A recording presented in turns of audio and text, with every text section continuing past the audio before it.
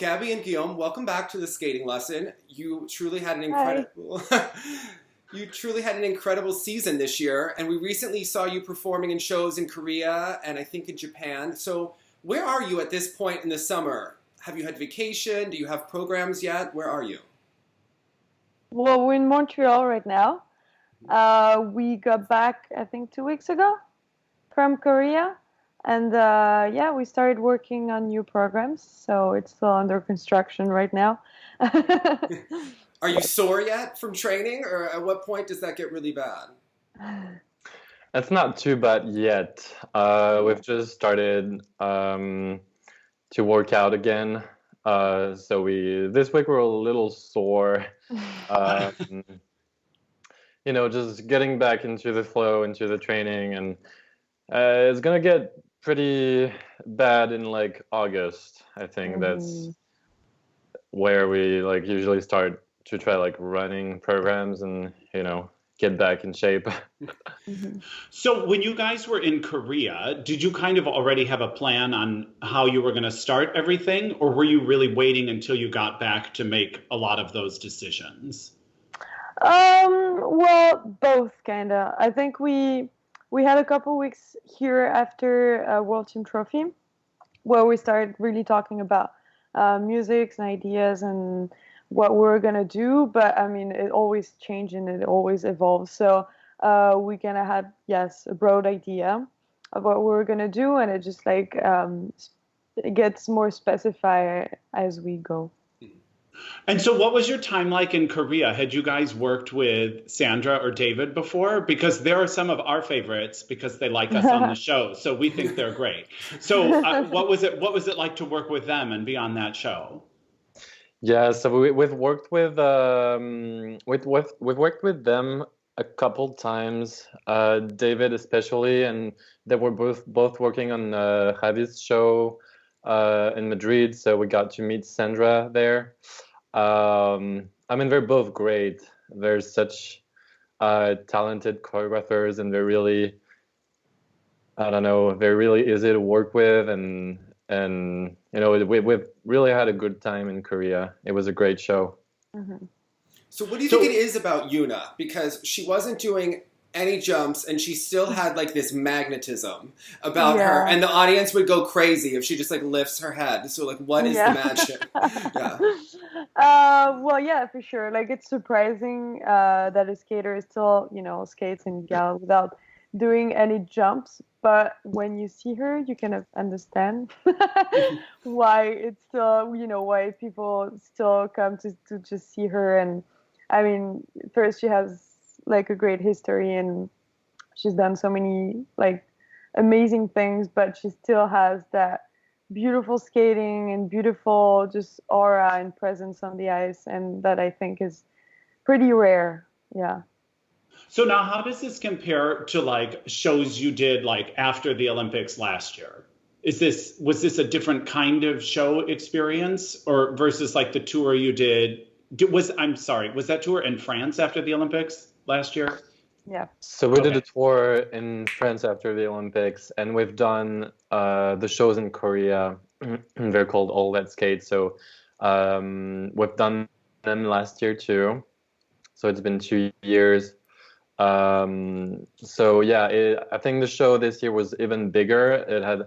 It was a lot more rehearsal time, and I think it was even more finished and even more beautiful than last year.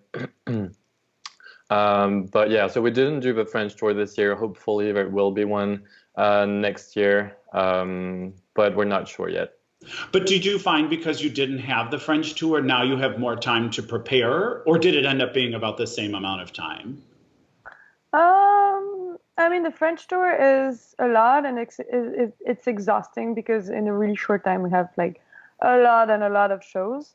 So we always need time after to recover, even if like it's great and we get to meet so many people in France. It's very exhausting. So I think, yeah, maybe we had a bit more time, but I think it was approximately a bit the same, I think, honestly. Yeah, it's because we did World Team Trophy this year too, so it kind of everything got shifted a couple of weeks. Okay. forward. So at this point last year, you know, everyone talks about like a post-Olympic season. It's so exciting. It's so intense. Like, was that a difficult summer to train and get ready because of that intensity? Was there like a drop, or like how does that compare now to this year where maybe it wasn't as intense the entire season?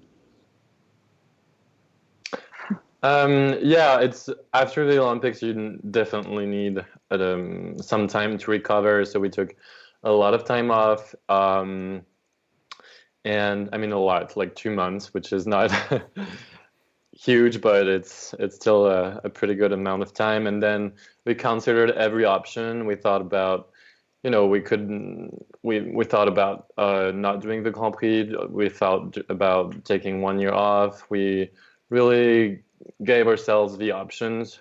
But I think we just wanted to keep the flow, and, you know, we still have that drive and that motivation. So we wanted to do the full year. We ended up not doing a Grand Prix because I was injured, but we were able to do the one in France. Didn't make it to the final, obviously. So it was a little bit of a shorter season, which helped us recover as well mentally. Okay. And, you know, we just took things a little bit more lightly. There's a lot less pressure after the Olympics. So it's been a great year. I think now we're, you know, starting fresh, and we've had some time off and some shows, and everything's kind of back to normal. It's just back to like a natural flow and what we're used to. Well, this last season, you set 4 world records for total score, 4 in the free dance, 3 in the rhythm dance. It seems like it would be hard to top it. So I guess what motivates you right now? Do you think about scores, like artistic legacy, things you think about? Like, what really drives you? Well, I mean, scores are great, but also, you know, every year there's always new rules, and always, you know, you can't, it's hard to compare 2 different years for the scores. So for us, it was just, it's always about like doing better than the previous competition. And if we had a world record, then it's doing better, obviously. But it's that first. And also, I think, I mean, even if we won and we have great scores and everything, it's always like we want to do really, really good programs that we like, and we're really, I think, detail oriented, and we want to always push ourselves. So I think that's the main motivation. Like scores and everything, I mean, it's amazing. We're very happy about it, but it's not like the root of our like drive. Well, and it's interesting because as fans, like you break another world record or there's a season's best, and we're kind of like, oh, okay, great. Like, I don't know. I feel like every competition is a new season's best and world score for everyone. So it's like, oh, okay, great. But how are they doing? Yeah, okay. Well, it seems like your skating actually got stronger last season, even though you said that you took time off after the Olympics. I think really you could see it when you would do the no hold, you know, step sequences. It looked like you both seemed more confident, even more flow than before. And Gabby, you really performed a lot more last season. That free dance was like you really came alive. So I guess what kind of things have you been focusing on the last couple of years to take your skating, you know, and push it further? I mean, it's always kind of the same work. We're just, you know, there's the whole creation process. And I think what's really important for us is to keep being grounded. I think that's also why this year was a little bit maybe easier, because without the pressure and the really high expectations, it's a little bit easier to stay grounded and confident. But, you know, we trust our team. We have many people that we work with. We have a ballet coach. We have a ballroom teacher. So it's all those different influences that make us stronger. And also all the people that we work with have such a positive energy that we just embrace that, and they give us so much you know, good vibes, and they make us more confident. And so I think thanks to our team, we're able to really stay grounded and keep trusting the process and improving in the end. You mentioned your ballroom teacher. So would you work like on the tango off ice last year? And do you start, I guess, working on whatever the equivalent of the fin step is off the ice to kind of get into that style for the next year? Yeah, a little bit. Generally we do a couple hours off ice with her every year at the beginning of the season. So during the summer, we did like a couple of movements with her off ice for the tango last year. But she also works a lot on ice. She does a lot of videoing, and she just like we go through all the arms and all the legs, and like she's very, very, very picky. It's really fun to work with her.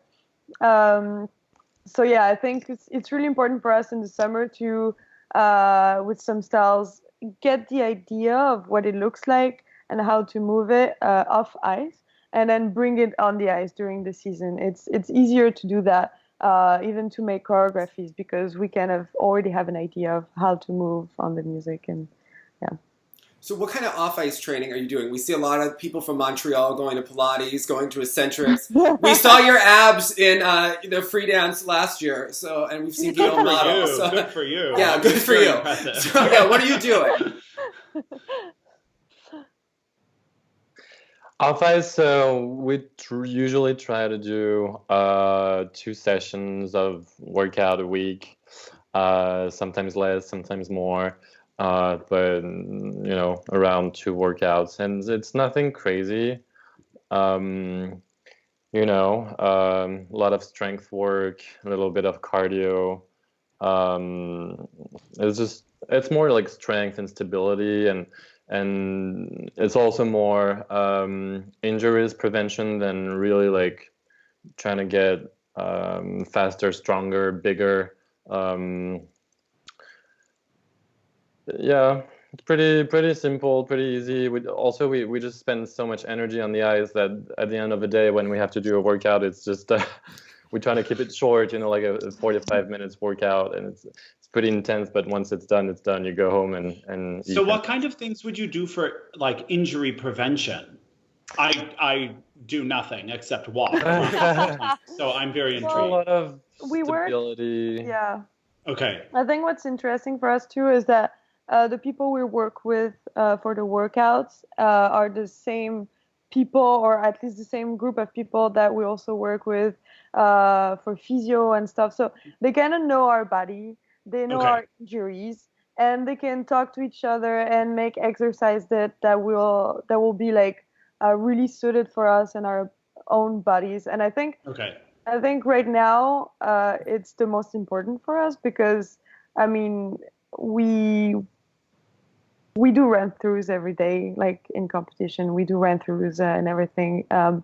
But what's really, as we get older... Thank you. Still, know your audience. Yeah. Okay. We start having more injuries coming, at least easier.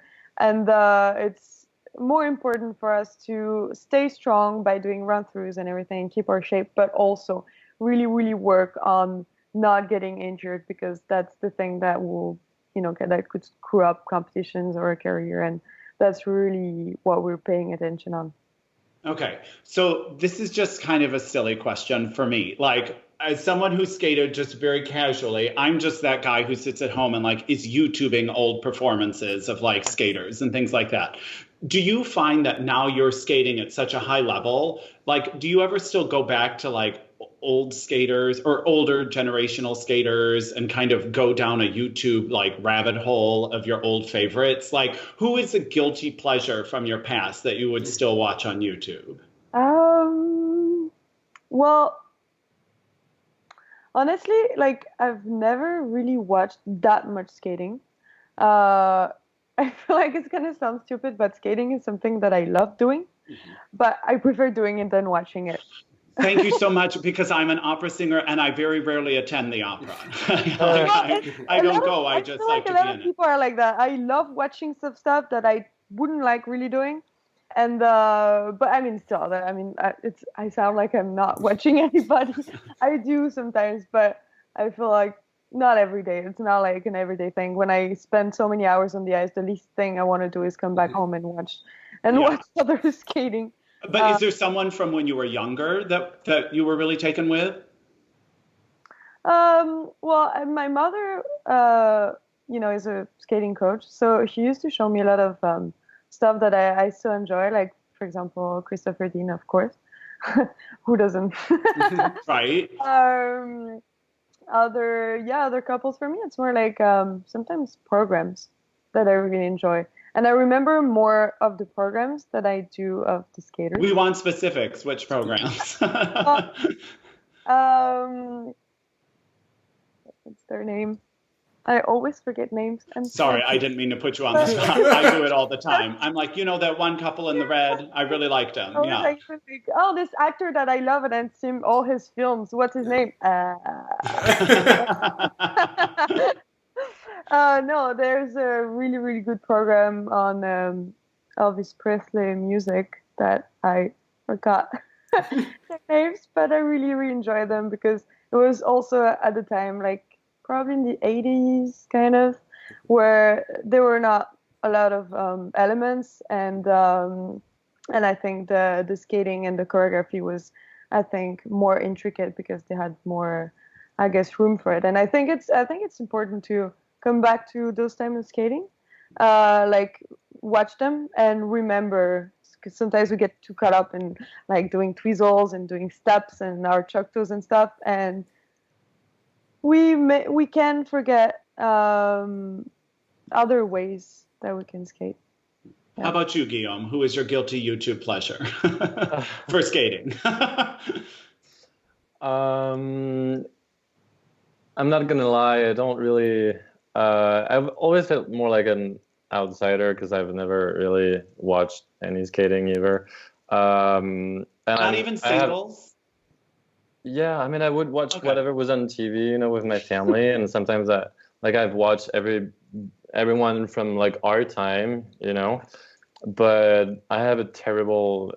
I should definitely spend more time watching videos of older skaters, previous generations. Or it could be why you're so unique. Yeah, because you're not. I don't know. I have a terrible. I don't know a lot about the history of skating, which is a shame. I should probably catch up on it. Do you watch like other performers, ballet dancers, or anything like that to get ideas? Or? Yeah. Anytime there's a live show that comes to Montreal, I'm trying to go. There's a lot of shows that I would love to go and watch that are happening around the world. So when we stop having this crazy life traveling all around the world, I'll definitely spend more time going to shows and being open to the world of creation. It's really fascinating what the choreographers are doing. There's a really big circus scene in Montreal. There's the National School, and we work with some people from the circus as well. And it's really inspiring. It's such a free world because it's never a competition. They just build shows, and it's every door that's open for creativity, we just take it. So it's really inspiring. We have boundaries because of the sport, and it's an Olympic sport, so there's requirements, and sometimes it's a good thing because sometimes when you have a frame, it's easier to think outside the box and trying to fit into that frame because it gives you like a limit, and but I find it really attractive to have that kind of freedom. I'm really curious to see what would happen if we did have the kind of freedom that they have in the circus or in ballet or in contemporary dance. Given that, what was your experience like working with Christopher Dean and Stéphane Lambiel? You talk about different artistic approaches, and as someone who came from a different different era of ice dance, and but also creative like you guys. What was that experience like? Well, they're very, very, very different, both of them. But I think what they have in common is that they have their very own way of skating, and they have explored all their life their own style, and they also don't know much about rules. Like Christopher Dean, he doesn't know much about ice skating right now, like the rules and how it works and stuff like that. He kept always coming with ideas, and we're like, I don't think we're allowed to do that. But it's super interesting. Like it is super interesting because he is not framed into, the way we could be. Like Mary and Patch are like that. They work like that too, and it's super interesting. Patch knows all the rules by heart, and I mean, we need someone like that in our team. And Mary, she doesn't want to know because she doesn't like to think that way. And I think it's really interesting to mix both of them. So I think with Christopher Dean, it was really interesting for that. And Stefan too is the same way. And we just we're learning new ways of skating. With Christopher, it was more with intricate movements and stuff that we could do together, the skating. And Stefan was more, I guess, the ways to gain speed in ways that we're not used to. Stuff like that. Amazing. So then, because you have a team of coaches in Montreal, how does this work? Do you have one head coach? Sometimes we see some people in this Kiss and Cry with a team from Montreal, and we see this person in another Kiss and Cry with a team from Montreal. Is one person in charge, or do you find they divide teams evenly or responsibilities, or how does that work? Yeah, they each of them has a different role in the team. So Romain and Marie, they're more on the artistic side, and Patch is more on the technical side. But they take decisions as a team. So there's no really head coach, and usually in competition, it's more a matter of organization, and they have so many teams that follow each other during the competition that they have to get organized to know who goes on the Kiss and Cry and who stays with the other teams and who's at the warming up area with who. So that's how they manage the Kiss and Cry space thing. And in the rink, it's depending on where we're at. Right now. If you want to work, if that on that day, you want to work on, pattern dance, then it's more going to be Patch. But that doesn't mean that Marie or Romain are not going to work on it whenever they see something and they want to correct it, then they do it. So it's just a flow. I think we try to grab everything that we can from them, and sometimes, they could give us advice that that are contradictional, contradictory. Yeah. Contradictory. Yeah. And it just works. I don't know. They're also really good friends in life, so it's just it's pretty natural. Actually, I don't even know how they do it because it's very they're very organized somehow. So now, okay, here's my other cheesy question. We have to see so many videos of ice dance teams when they're very young, skating together and all these sorts of things. I feel like I haven't seen too many of you two. So exactly how did you guys start skating together, and when was that? And when are you going to do a Throwback Thursday, cute little clips? I would like that. Okay. Well, our parents have a lot of VHS about skating together, but it's true. Not all of not a lot of them are internet. So we started skating in the same city, at the same club, and then we started skating together when we were 8 or 9 years old, something like that. And then. And had you been doing singles, both of you, beforehand? Well, we were doing single ice dance. Okay. Because that's the thing in France. I know that in America or in most countries, you start with road single skating, and you learn how to do a bit of everything, jumps and a bit of ice dance and all. But in France, you start either with like single skating, like jumps and stuff, either or with ice dance, and you never learn how to jump. So that's why we don't know how to jump at all. Okay. Yeah. I think there was a video of Guillaume doing an axel one time. I was going to say, I really thought there was some confused. show footage of somebody doing something, but it was pretty good to me. I don't Vanessa told me during a French tour like 2 years ago. I mean, it seems really nice to be able to jump, but I wish I could. But we don't have the right muscles to do it. I mean, it would take a lot of time. Like we're just too like flexible and like you need like really fast muscles, you know, to be able to jump. So I feel like the single axel is the best I can do. Okay. So now, when you were starting, Gabby, so was your mom your coach also? Mm-hmm.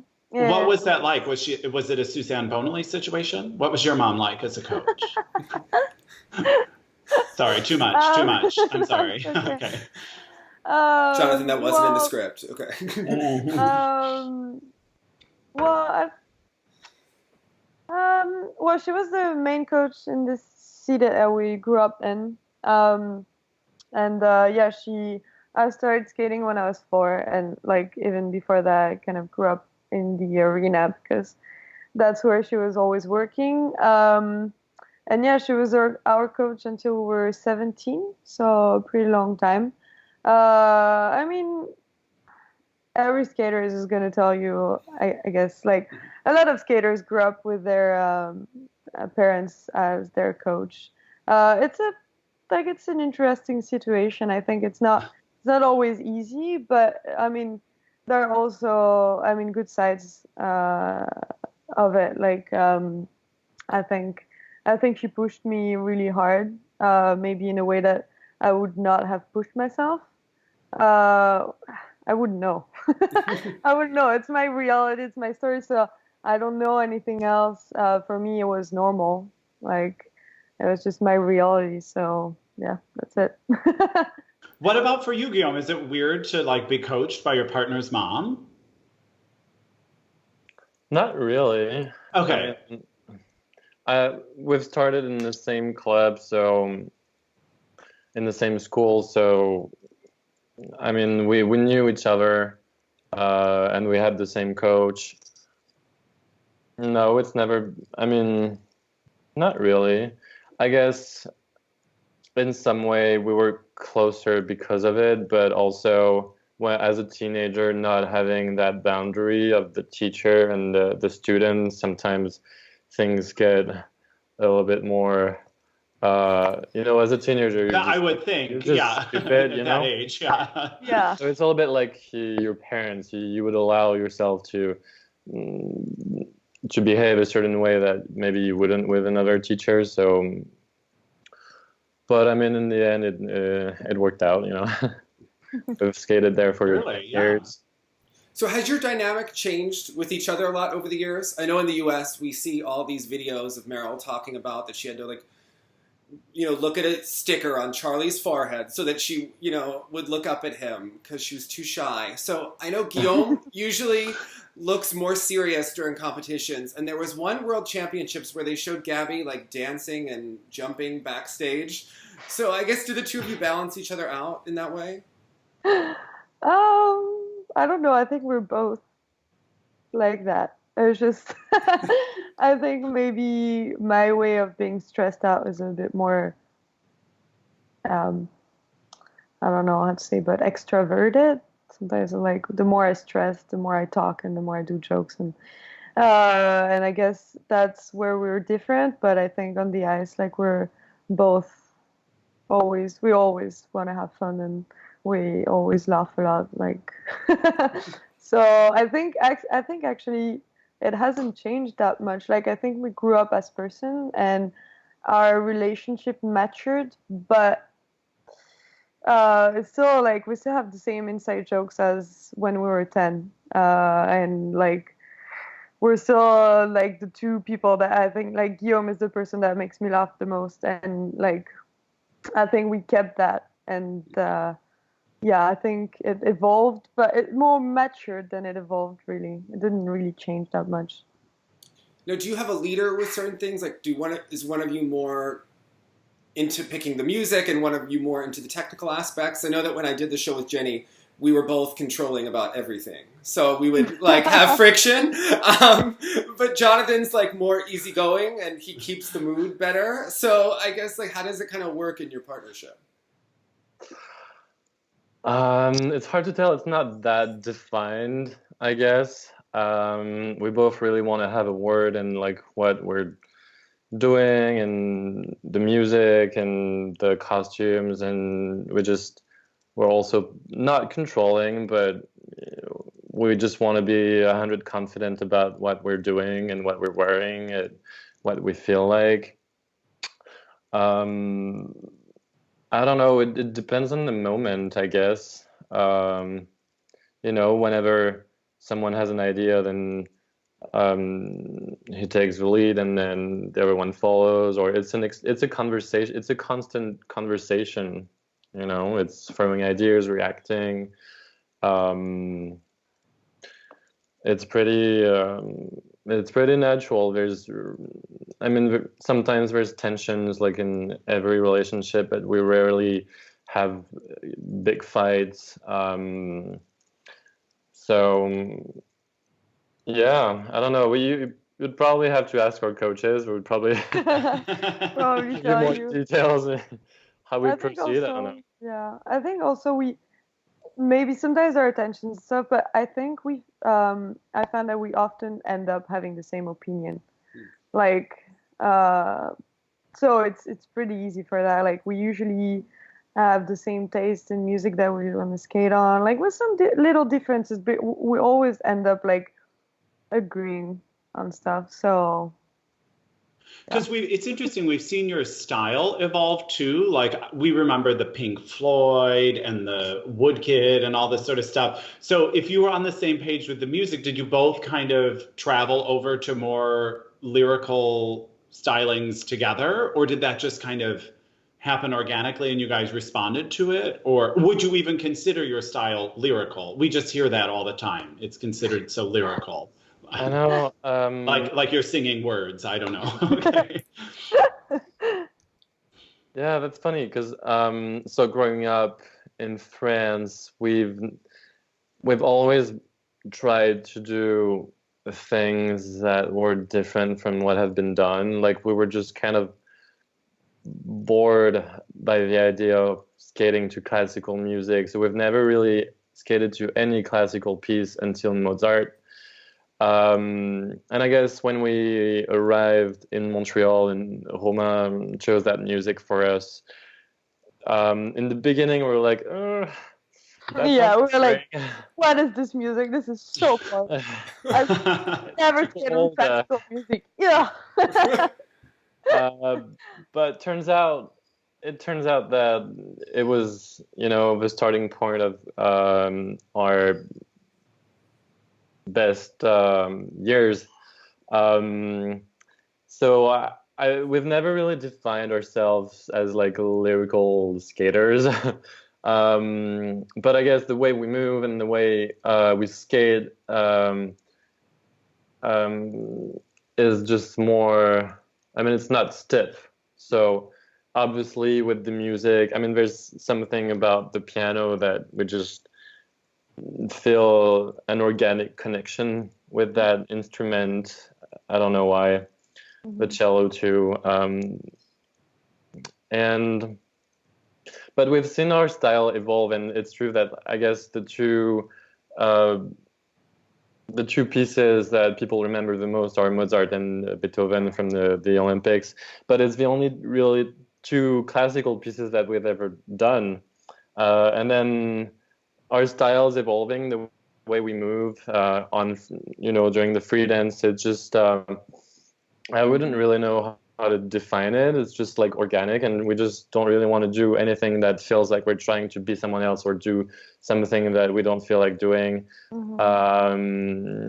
It's more like an instinct, and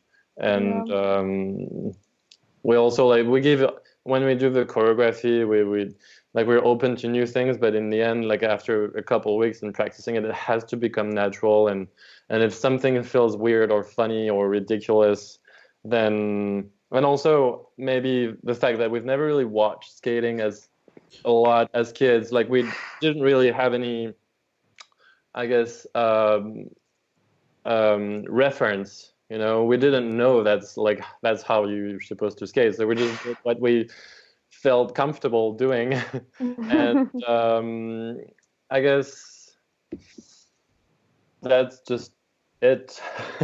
Well, so like when you set out for like this upcoming season, are you letting music alone kind of steer you in a direction, or are you thinking, I would like to kind of project this kind of idea through the program, let's find music that can help do that? Or how does that work? Like, are you thinking about style? Are you just thinking about the oral experience? Or are you thinking about what the audience wants to take away? Because your pieces, to me, now I'm just going to gush for a second, are like a next level of interesting, because I think the viewer takes away something from it.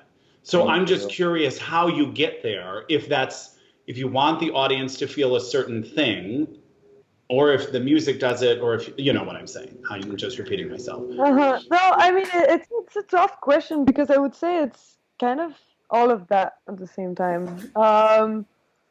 We sometimes we have an idea before, like a broad idea of what we would like to do as a style, and then we find the music, and then we start, like we listen to the music, and we're like, what is that music telling us? And as in terms of emotion, in terms of style, in terms of the way we skate.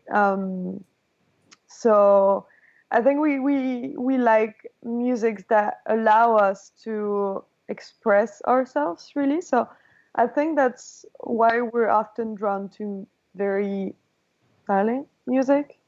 We like music that contains a lot of silence. We don't really think about it that way, but it often ends up that we like those music because we listen to them and we really see ourselves skate to them, and just breathe and skate slowly and taking speed and playing with the rhythm and the silence and stuff like that. But I think, yeah, every beginning of the year we're like, so what do we feel like doing this year? Or I saw this video, I really like what they're doing there. There's something, usually like dance videos or other performances, and we're like, yeah, I really like how I feel watching this. I would like to maybe recreate that for the program and get the same feeling from the public too. I mean, it's pretty non-definite. I don't know. Yeah, of course not. Yeah. So how did you come up with the program for last year? Because I think you said everyone thought Moonlight Sonata was so iconic, and last year was very different than that. So how did you kind of come up with those pieces? How did we come up with the piece? I think it's a piece that Patrice actually, so we listened to that piece 2 years ago, 3 years ago now, for the 2017 program, 16, whatever. And we liked it, but I think we ended up doing something else. And then we re-listened to it this year, and it was really, I guess it just made sense at that time of our career. And we liked the folk vibe, the more like the casualness and the blues and all those energies and textures that we hadn't really explored yet. So I think we were drawn to to that piece because it would allow us to, show other aspects of our skating and our personalities and different things. But I think every time we make a decision, we try to ask ourselves why. It's always why that movement, why that costume, why that music, why that starting pose, why, it's always why, and same thing with the audience. Why do we want to? Because in the end, yes, it's a competitive thing, but we also it's more than that, and I mean, I think it's more than that, and we're always trying to ask ourselves why do we want to keep skating? Why do we want to? Why what effect is it going to have on people? What are they going to feel when they watch it? And we never really we try also to think about the judges. They're judges, but they're people, and they're also an audience. Like they think exactly like every person in the audience. I mean, they're obviously they know more about skating and they have their rules. But I think the biggest compliment that they can give us is when they tell us that they almost stopped judging because they were drawn into the artistry. So that's, I guess, our goal, to kind of like be able to forget a little bit about all the elements and all that, to be able to make people feel something at the end of the performance. Let's take a moment and applaud that, because so many times, like in skating in general, sometimes, especially with the current system, you look at something and you're like, what does that costume have to do with anything? Or there's a complete moment of silence and they're like flailing around and you're like, but there's no music that says flail right now. Like, I don't understand. Like, why are you doing any of your choices? And I don't think they have an answer. And I think the difference is you guys know to ask them and then answer them. And that makes such a difference, because again, when IJS programs or whatever seem so generic and cluttered, it's because they're not doing it with any purpose. And I guess everything you guys do always seems so motivated. But that's that process, yeah? Yeah, I mean, like, we're, I think, very intuitive in our creative process, and we need to be like 100% involved and passionate about every programs that we do. Otherwise, we get bored and we wouldn't skate anymore. So it comes from us. It's like, what if we're not listening to our music and being like, oh my God, this is gonna be awesome, then it's not a good choice. Yeah. So we're basically doing it for ourselves first, and yeah. So last year, the rules for the ISU, there were a lot of changes to the free dance, but I would say that outside of the opening lift, the new elements, the no-touch step, the choreographic step sequence, and the knee slide were probably some of the most memorable movements in your free dance. So I guess, what did you make of the new elements, and how did it kind of all come about? Well, I think we're pretty excited about these new elements coming, because I think it's a great opportunity to have more, I guess, choreographic stuff that we can put on our program, like the choreographic step sequences. That is just like, we don't have to do any choctaws, we don't have to do any steps, anything, any holds. It's a bit freer than other elements, and we were just excited about exploring what we could do with them, and also the sliding moves. Like, it was weird at first to put our knees on the ice. We're like, ew, this doesn't feel right. But I think in the end, it turned out to be a pretty interesting new thing that did it. And yeah, I think we were just excited to see what we could do with it, and it inspired us. So I guess with some teams, you can tell like they really hate the twizzles. They move them from the program year to year, and they're always trying to fix them. Or some people hate choctaws or something. So do you have any like favorite or least favorite elements that you have to do?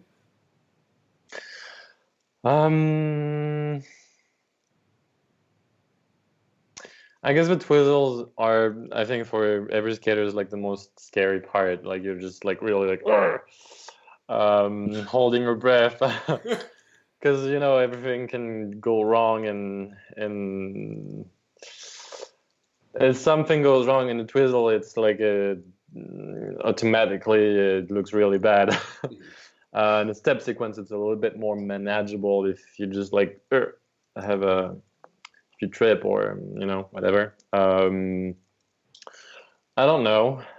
I guess I don't know. I like transitions. I'm not really.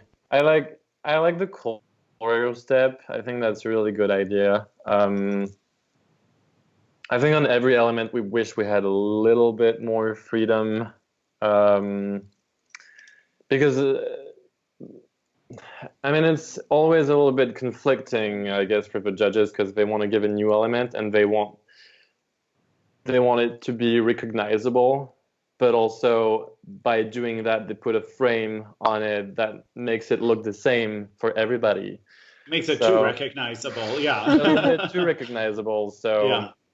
It's a balance. It's hard because it has to stay a competitive sport, so you have to be able to recognize a little bit the elements. But it's always fun to have new stuff to work on.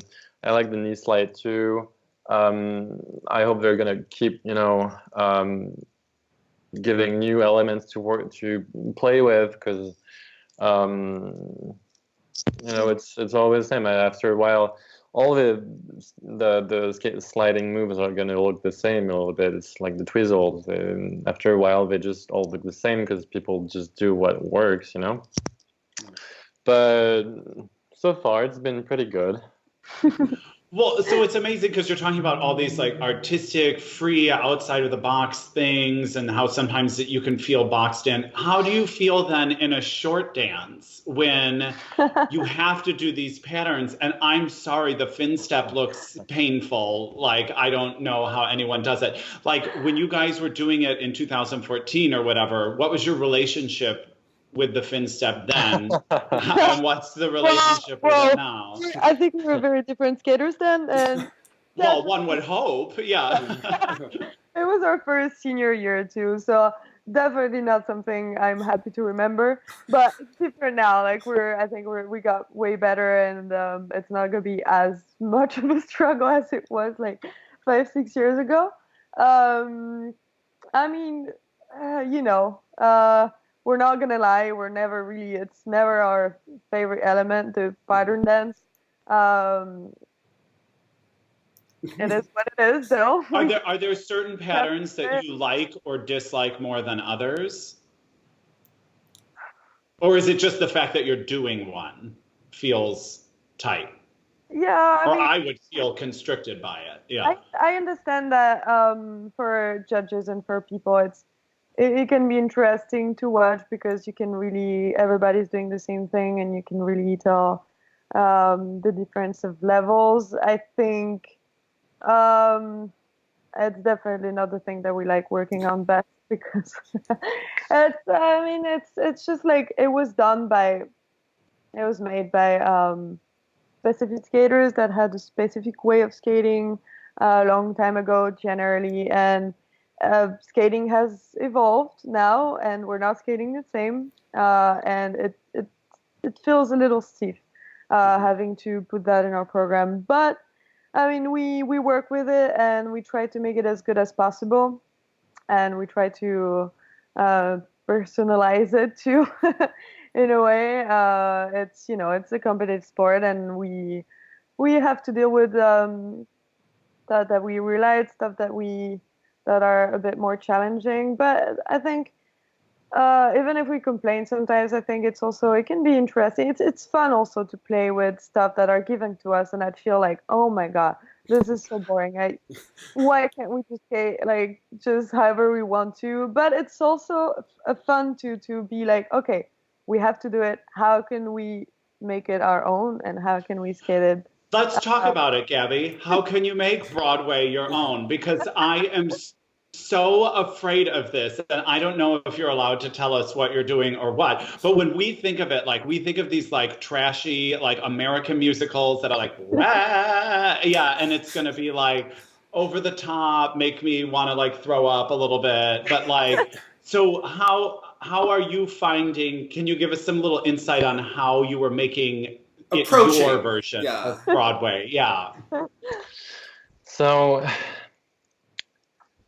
we're not going to say what we're going to skate to, but because we just we like to show a finished program, but it's definitely an interesting theme because it's forcing us to get out of our comfort zone.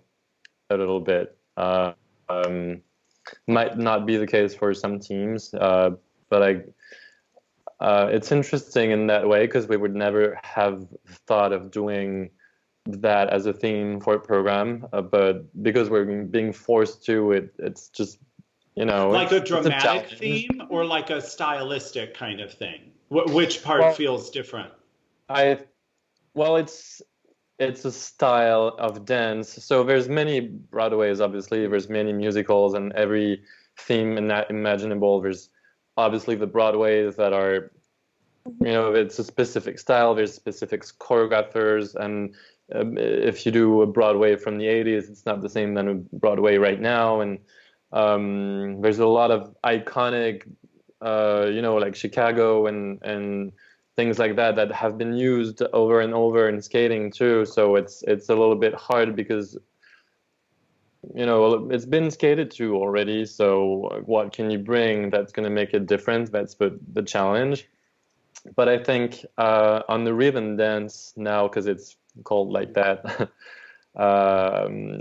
since last year, I think that the judges are really focused on the rhythm and being matching your choreography with the type of rhythm that you're skating to, rather than really being focused on the theme, because they've clarified a little bit of the rules, and you could mix Broadways if you want. You don't have to choose a specific Broadway. It's a direction, and you have to use musics that are taken from musicals or operetta, but it's really about the rhythm. Because there's a bunch of great French operetta. Just saying, you could have done that. There's a lot of German operetta. Well, there's more German, but that's just a whole bunch of waltzes. But okay, all right, okay. It's it's also we still had to find a musical or an operetta or whatever that had a piece of music that we could use for Finstep. Right. And that's the challenge. That was the challenge, because a lot of the styles, or a lot of the movies or Broadways or stuff that we liked didn't have really a piece that worked with the Finstep. But we found a way to make it work. We started working on it last week. Started making choreography, and pretty excited. I think we found a way to make it interesting for us. And yeah, I'm pretty excited. Even the Finstep. Well, now I'm very intrigued. Yeah. What is it? Yeah, interesting for us. I'm not saying it's going to be interesting for you. I don't know. Okay. hopefully it shows it definitely shows a different side of us. It's something that we've never done before, and I don't remember really seeing on the ice. I don't know. And hopefully it's going to be fun to watch. We've tried to make it, fun and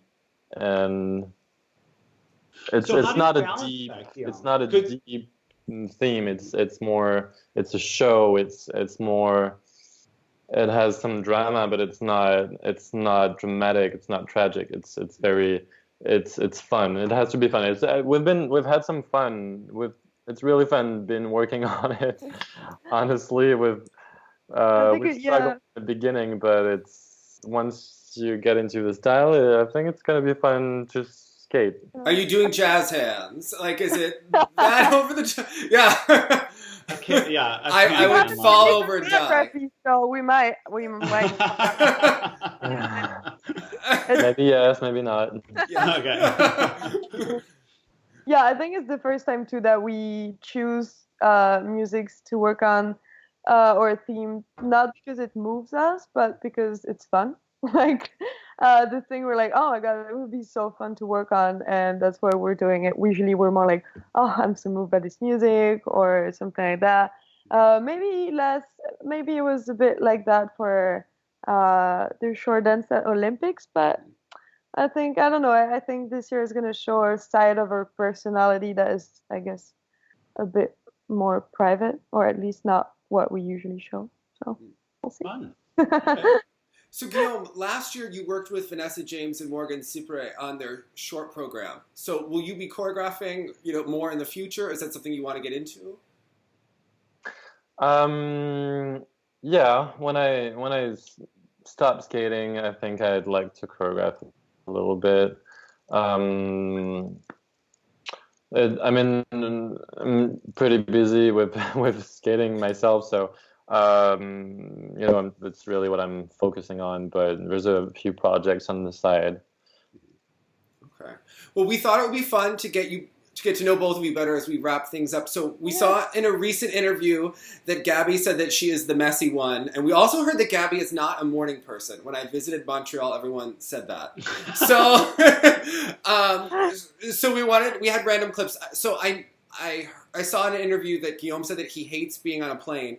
So we wanted to know, I do too. So, what TV or Netflix shows you both currently watching on those flights to Asia? Stumped. They only read. They only read. So I think I watched the entire season of Good Girls on the way back from Korea. But it's finished now. So, moving on to something else.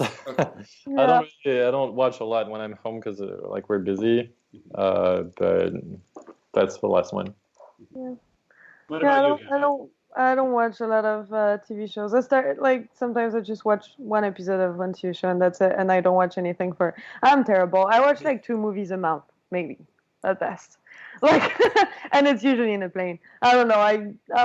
I guess in the plane I like reading because I don't have any distraction and I don't have the phone and stuff like that. It's really a perfect time to read because you can just get lost in a book in a way that you can't really, or it's hard to when you're in the real life. So many. Only it just puts me to sleep. I'm after one page. I read the same page. I would read anything. I read anything. I don't know. What did I like as a novel? I read the Patti Smith, Just Kids recently. I don't know. I started watching. Do you read in English and French or just in French? Both. Okay, you do. I didn't know if it would be as enjoyable in a second language. Well, I still have to work too hard in other languages, so it feels like work, and then I'm like, oh, forget it. Yeah. It's true that I get less touch and less emotional when I read in English than when I read in French. But I also don't like reading translated things. Original pieces are usually better. Yeah. You lose a lot in translation.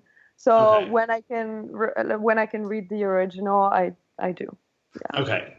Now, Gabby, I have to ask. There's a rumor going around that your dad owns a food truck. Is that a real thing? Well, it's not a rumor. It is true. Okay, what kind of a food truck? Like a taco? I love a food truck. What is the situation? Come drive to me. Well, it's very, very original, but he owns a Greek food truck. It's not original because he's Greek and he's living in the US. It's basically, a lot of people are like, oh, your dad's Greek? He lives in the US? Does he own a food truck? And I'm like, yep. Yes, he does, as a matter of fact. Okay. Gyros. Well, yep. I live in New Jersey, so all the Greek people own diners here. That's what it is. Yeah. Except in New Jersey, they say gyros. Yeah, we have gyros. Terrible? Isn't that horrible? Wait, what is it really called? That's what we call them. A gyro. A gyro? Yes. Oh, I've always thought that it was a gyro forever. Well, that's how they say it in the Northeast. So do they really dumb down Greek food for Americans? Because I know Chinese food is nothing like food that you would have in China. So is American Greek food spectacularly tacky or something? Yeah, I mean I don't usually eat any Greek food outside of when I go to Greece because it's eating French food when you go to China, it doesn't really make sense. More the ingredients, the vegetables that you find in the US are not the same than the ones you find in Greece. Yeah, but I mean, I like my dad's food. I love my dad's food, so. Do you feel the same way about people speaking French in Montreal, that they should just speak English? Is it? No. How do you find that accent? Is it offensive to you?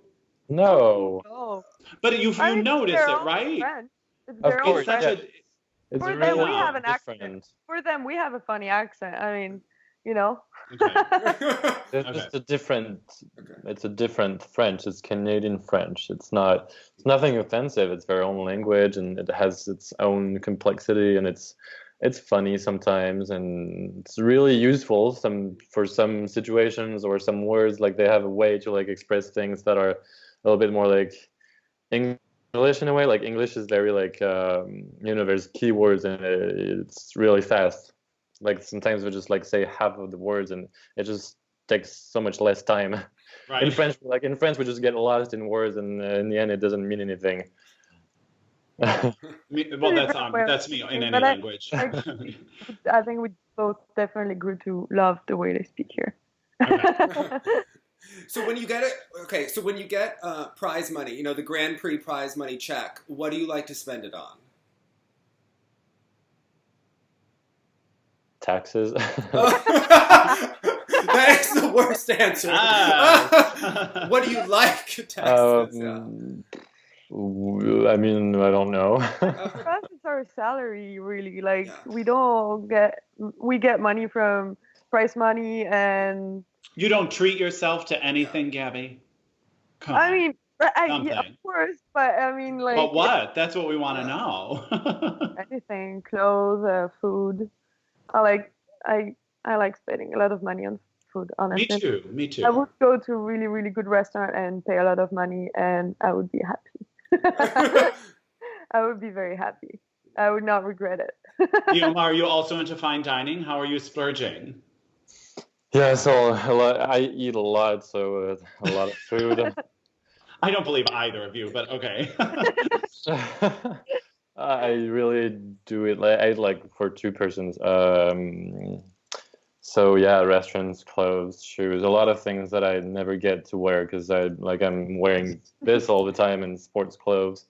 So I'm just buying clothes that I wish I could wear someday. A lot of, I don't know, too much time in the duty free at the airport. Just No, like right? buying. Do you think yeah. that duty free is ever a good deal? Sometimes I think it's the same amount of money, or at least it is for the alcohol. Well, you just But then end up, overboard, and you just end up Right. buying a lot more stuff. That's it. And always Yeah. the same. Or you just go somewhere and you're like, oh, I forgot this. I need one. So just I don't Yeah. know. I spend and a it lot always of money. ends up like, they're smart because you take a long flight, or you're just I think you're really tired, and of course your skin looks like crap because you took a plane, because you're tired, Right. not because you don't have the right creams. But you see all those creams and you're like, oh, there's a solution to all my problems.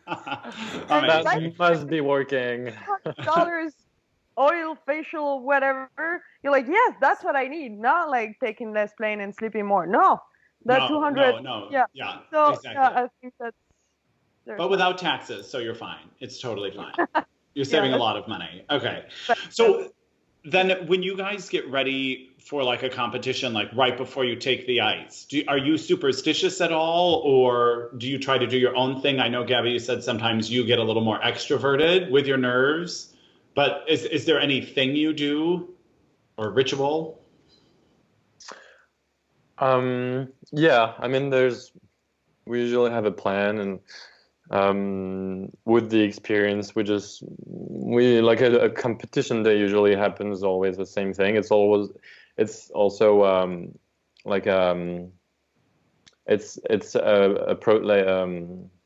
how do you say that? It's A process? yeah, it's a process. It's a process that keeps you grounded too, because you don't really have to think. You're just like doing your stuff. You rely on the routine. you're Yeah, saying. you rely Yeah, on okay. Waking up, routine. makeup, hair, breakfast, Routine. and it's always the same. It's a routine. Yeah, Okay. So yeah, it's we rely on that. Then does it throw you when the routine gets upset? Because I find like certain times, like I will do this before like opera performances, and I want this type of coffee and I'm going to eat this type of food. And then sometimes like if you're in China or something like that, they don't have the right kind of coffee, or they don't have, and then I'm all like confused because my routine is broken. I mean, I don't know. with food, it happens a lot because it's sometimes you just go to places where they don't have any food that you like.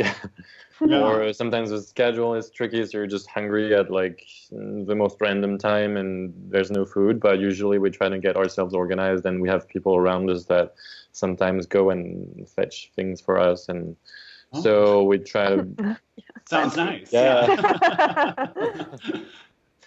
You know, I mean, food is probably the trickiest. Can't really part, 'cause rely on the food routine. Definitely everything not. else is Yeah, it would be a nightmare. Yeah, okay. So the two of you are known for picking your music and, really unusual music that people then keep using years and years later. I think you were in a Grand Prix last year and someone was using To Build a Home that you had used years before. So I guess what songs are currently on your playlist that you're obsessed with? Yeah, who do you listen to? Well, I think it's the same thing too. Like as I was saying before, I don't listen to the song I like to skate on. Okay. Like all the songs that I listen to are not songs that. Well, what do I you wanna like to skate listen on. to for fun? Like anything for fun you like right now? Hard rock. No, I'm just kidding. I was like, oh, the restaurant? You do like eating. Yeah. I don't know. I find that I really like listening to jazz music and swing and French songs. That Yeah. like whoever's good. I listen to a lot of funk lately. Yep. Okay. That's it. What about you, Guillaume? There's a French Canadian artist that I like, that I love. Her name is Charlotte Cardin. She's kind of she was in The Voice in Canada a few years back, and it's Jazz Fest right now in Montreal, so she's playing there. So that's probably one of my. Playing tomorrow. Yeah, no, after tomorrow on Friday. Anyway, that's just some obsessions. They just come and go. Okay. So now, then this is like a piece of like, I don't know, performance psychology. Dave and I have talked about on the show, when I used to do opera competitions and won all of them, I would come on the stage and I would have this like inner Thank you so much, Gabby. I thought your favorite musician was going to be me, but maybe next time. Okay. I would come on stage with a monologue of, you're going to win. You're going to win. They want you to win. You're here to win. Like, or whatever the strategy was that day. And I know you guys work with Stephanie Hanlon. Is that how you say her name?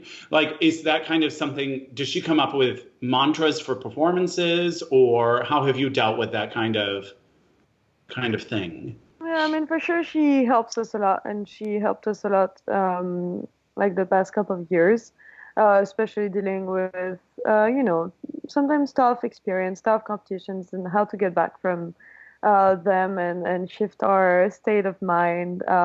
So she's definitely helped a lot. And I mean, we used to do that on our own before, of course, like you kind of have to when you're like they're about to go on the ice in front of I don't know how many people with so much pressure.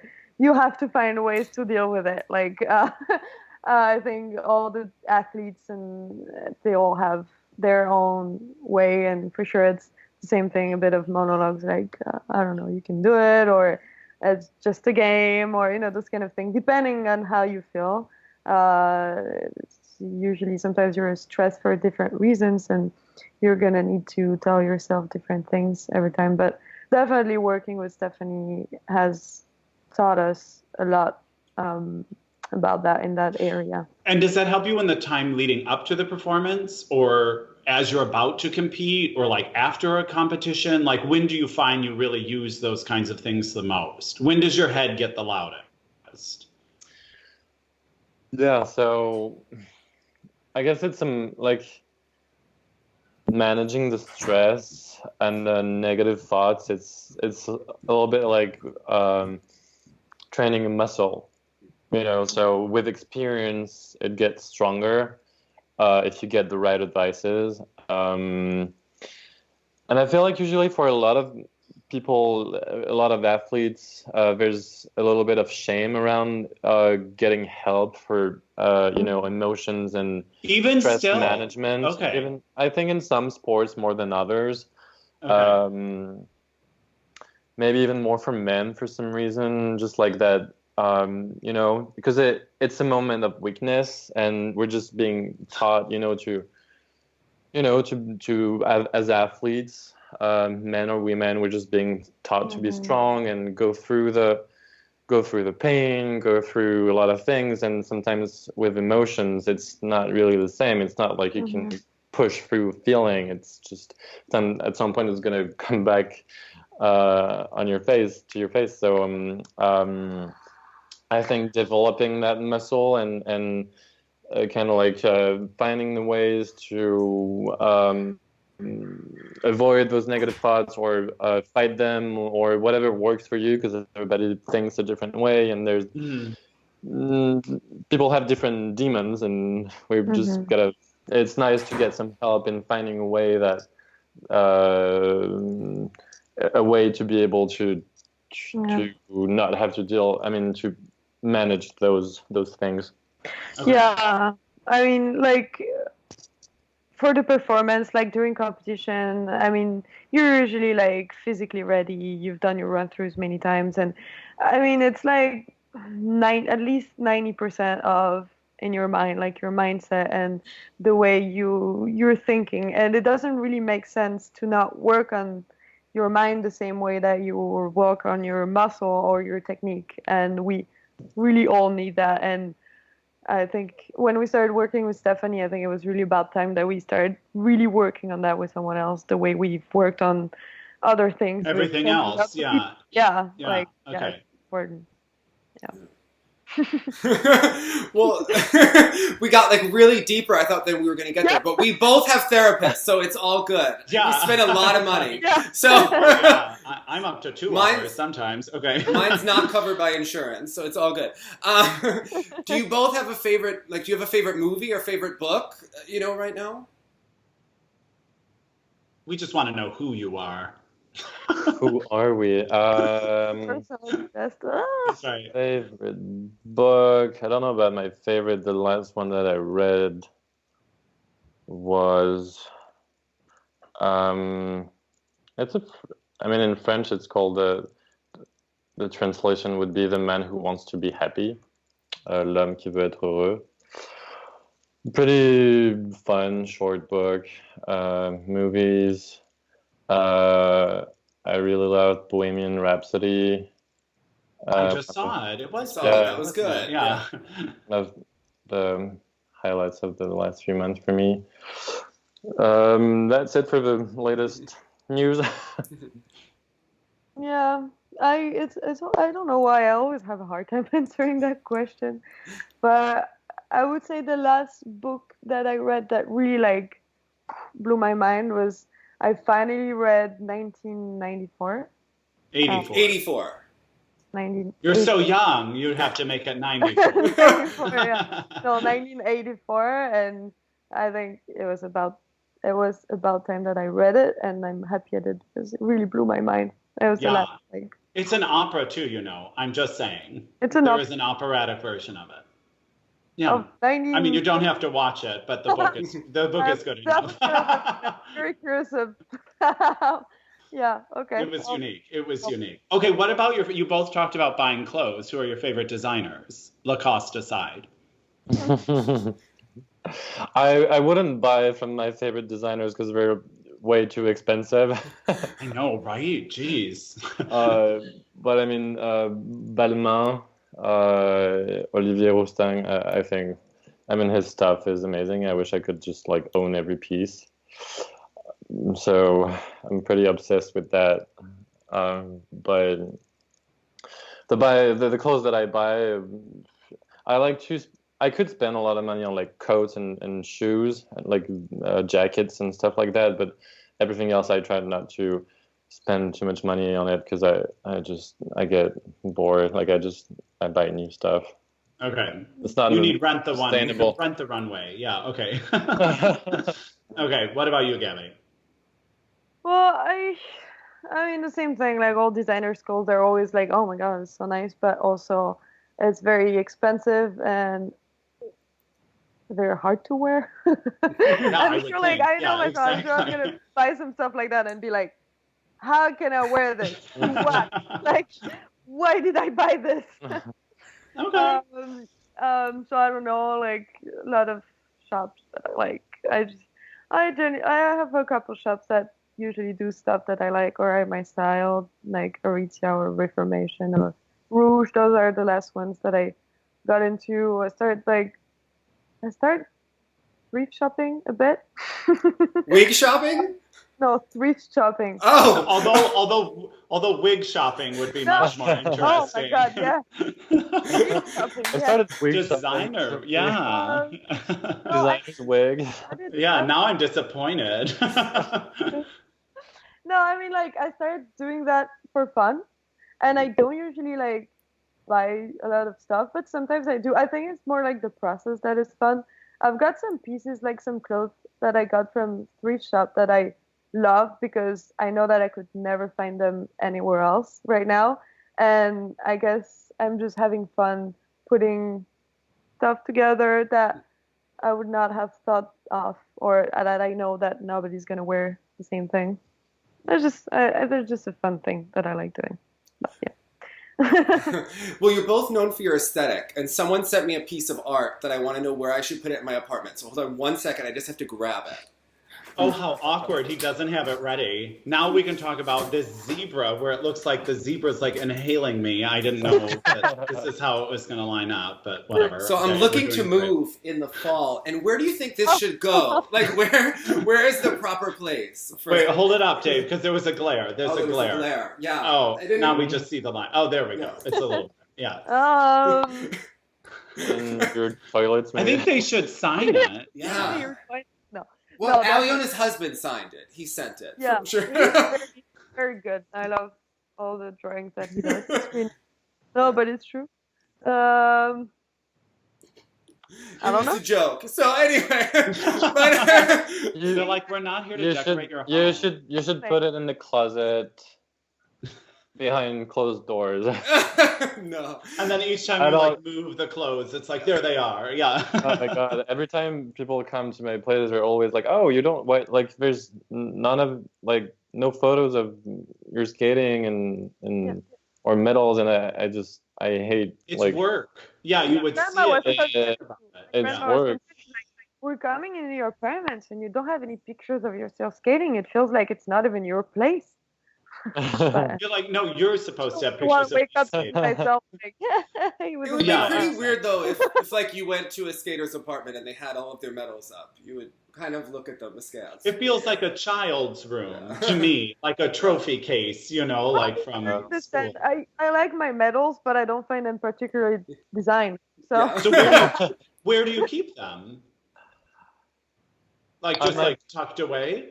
well, my a lot parents' of them are my place. parents too, because I know they'll take care of them much more Yeah. than I would. They'll enjoy looking at them. Mom Yeah. will love it. Yeah. Not that Okay. I don't like them, I love them, but I mean, I'll remember more the memories and what we did. You'll have a better balance if you don't look at them every day. Yeah. Yeah. Okay.